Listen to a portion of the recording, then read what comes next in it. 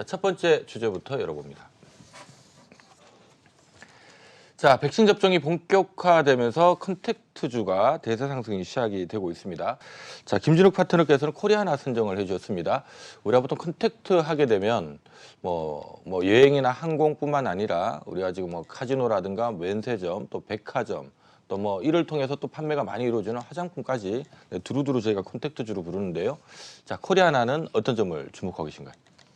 예, 뭐 아까 제가 키워드에서도 말씀을 드렸던 것처럼 손에 손잡고 여러분들 88년 올림픽 때 주제가입니다.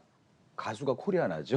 네, 일단 앞서 말씀하셨던 소비 문화의 패턴 상당히 좋습니다. 지금 보복 소비 심리도 상당히 강하게 지금 들어가 있고요. 그러면서 전체적으로 우리가 일반 소비재 업종도 마찬가지지만 문화 소비로 이어지는 이런 패턴. 그래서 뭐 게임이라든지 콘텐츠. 자, 강원랜드를 가기 전에 호텔 가기 전에 화장을 좀 해야 되지 않겠습니까? 그래서 일단 7월부터 백신 접종자들이 이제 공원이나 등산로에서 마스크를 쓰지 않아도 된다라는 이야기가 나오면서 이제 화장을 좀 해야 되는 시기. 그동안에 우리가 마스크를 쓰고 다녔기 때문에 요즘에 뭐 남성분들이나 여성분들이나 다 화장을 합니다. 그래서 화장품 업종이 사실 코로나가 시작되면서 가장 피해를 좀 많이 받은 업종이 아닌가. 반면에 최근에 시장에서 소비자 업종들이 올라오는 구간 안에서도 현재 가장 좀 낮은 자리에 지금 포진되고 있는 업종이 아닌가 그렇게 판단을 하고 있고요.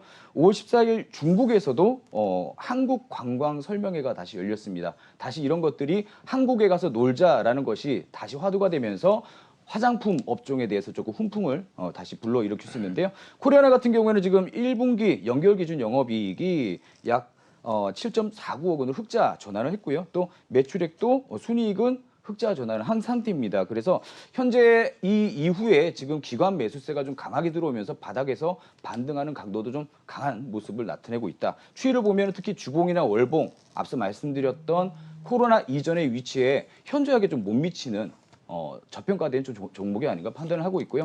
올라간 종목보다는 좀 앞으로 올라갈 종목에 주목을 하게 된다면 앞으로 돌아올 화장품주에 대해서 좀 관심을 가져보는 것도 좋겠다. 이렇게 좀 말씀을 드릴 수 있을 것 같습니다. 네, 두 번째 토크 주제 열어봅니다. 자, 경기 정상화 기대감 대 테이퍼링 경계감. 자, 김진욱 파트너께서는 SK텔레콤 선정해 주셨어요. 요즘 뭐 SK텔레콤이나 KT 이것도 약간 뭐 방어주 측면이기도 하고 좀 잘 나가고 있는 것 같습니다. 자, SK텔레콤 어떤 점을 주목하고 계신가요?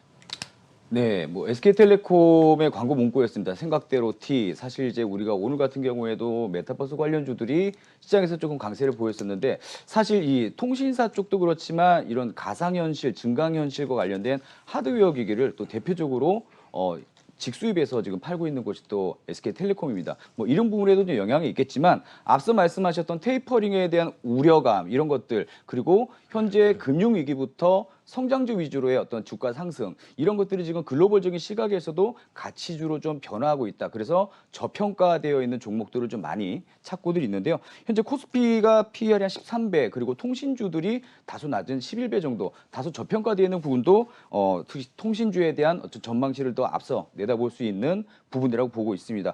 특히나 SK텔레콤 뭐 3사 마찬가지입니다만 SK텔레콤 같은 경우에는 5G 이 가입자 수도 많이 늘었고요. 이번 코로나 구간을 거쳐오면서 통신 쪽뿐만 아니고 미디어라든지 보안 커머스 쪽 이쪽 매출이 더 크게 증대되었던 부분도 현재 주가에 좀 뒷받침을 해줄 수 있는 원동력이 되지 않나 그렇게 좀 판단을 하고 있습니다.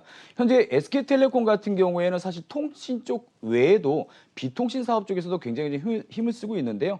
뭐 그런 부분으로 뭐 자사주를 갖다가 매각을 해서 주가의 가치를 좀 올린다든지 최근에 좀 발빠른 움직임들이 이 종목 내에서 좀 펼쳐지고 있는 점 앞으로 전망치가 더 활발하게 펼쳐질 수 있다고 판단을 하고요. 현재 신설회사 특히 이제 ICT 관련된 회사를 신설회사를 세우고 인적 분할이라든지 이런 것들을 통해 가지고 주가 가치를 다시 한번 재고해 볼 수 있는 재평가할 수 있는 구간도 현재 구간이라고 봅니다. 지수의 역방향 지수의 조정 이런 것들 좀 방어할 수 있는 측면에 보통 우리가 통신주, 방어주 이런 말씀들을 많이 드리기도 합니다만 현재 SK텔레콤은 다시 한번 통신주 이외에 다른 사업 분야에서도 재도약할 수 있는 그런 부분들로 한 번 정도는 우리가 지금 상황에서 꼭 명심해 둬야 할 그런 종목이 아닌가 판단하고 있습니다. 자, 세 번째 토크 주제 열어봅니다. 자, 백신 허브 구축 발표 임박. 네, 삼성바이오, SK바이오 반등 가능할까? 자, 김준욱 파트너께서는 낚시라고 적으셨습니다. 이건 어떤 의미일까요?